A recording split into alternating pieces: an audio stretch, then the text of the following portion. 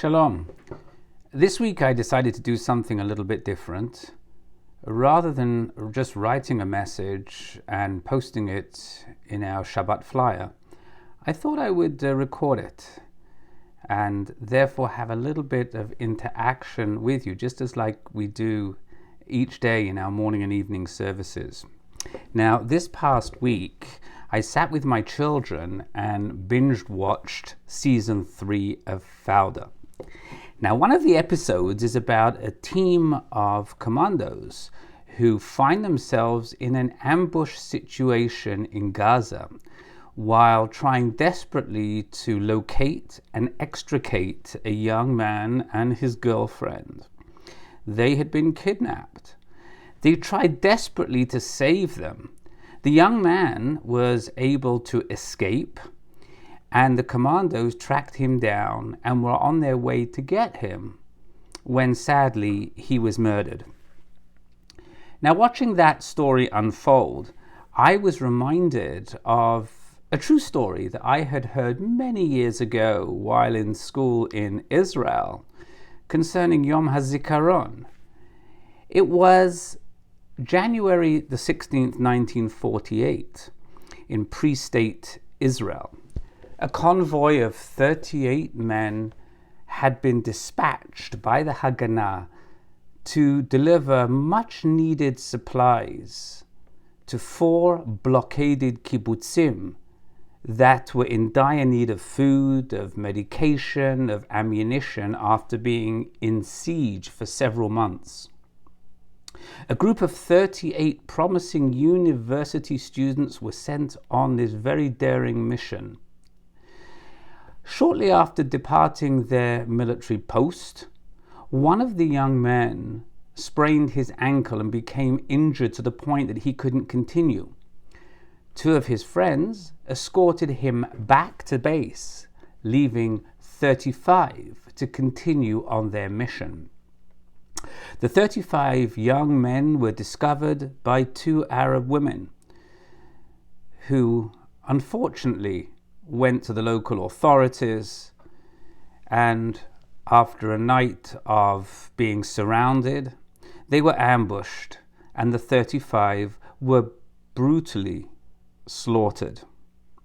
Without doubt, it was probably one of the bloodiest and most painful episodes in Israel's War of Independence. They died attempting to deliver much-needed supplies to a group of kibbutznikim. The victims, they became known as the Lamed Hey fighters. Lamed is 30, Hey is 5, Lamed Hey is 35, representing the number who took part ultimately in that mission. For those of you who have been to Israel, you will know you can barely walk the streets without physical reminders of battles and victories won and lost. There are areas that are designated Lamed Hey, 35. This past week, we observed Yom HaZikaron, Israel Memorial Day, reciting memorial prayers and remembering the 26,000 plus men and women of the IDF who paid the ultimate price in defense of Medinat Israel, of the State of Israel, together with the innocent men, women and children, victims of baseless acts of terror. So much death.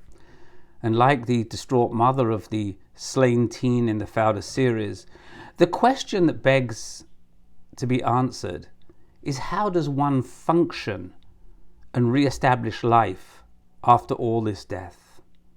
How does Israel, the Jewish world, and indeed humanity in general, move from a place of despair to a place of faith and holiness? Is it even possible? This week's Torah portion is called Acharei Mot. It's actually a double Torah reading, Acharei Mot and Kedoshim.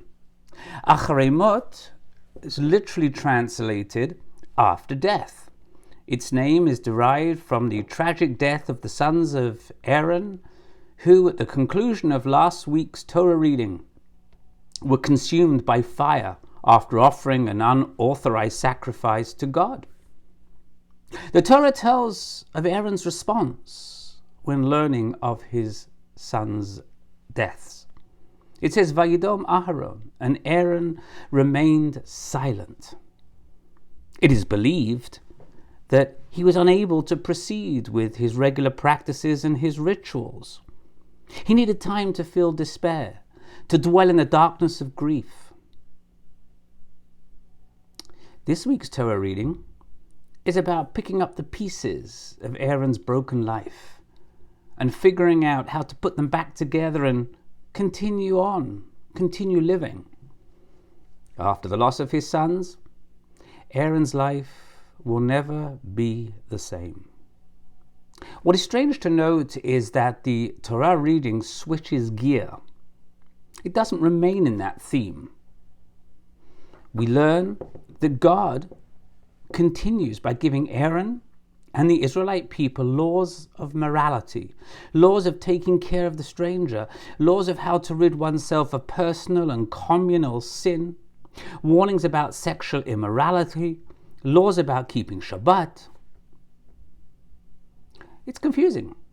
Why at this painful time in Aaron's life does God use this moment to command him and the Israelites about being a moral people? What follows is quite an interesting statement. God says, "You shall be holy, for I, the Lord, your God, am holy."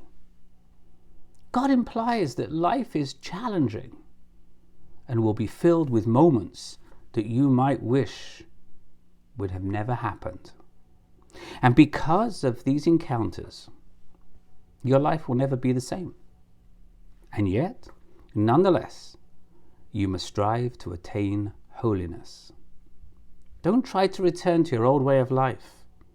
You must take your pain, you must take your brokenness, for it is part of what makes you holy. Just like God is Ein Od, without end, your ability to transform is also without end. The Torah thus connects experiencing death with holiness, because all moments of tragedy transform our essence. We are who we are because of our story. And that being said, I wish you all a peaceful and illuminating Shabbat. Shabbat Shalom.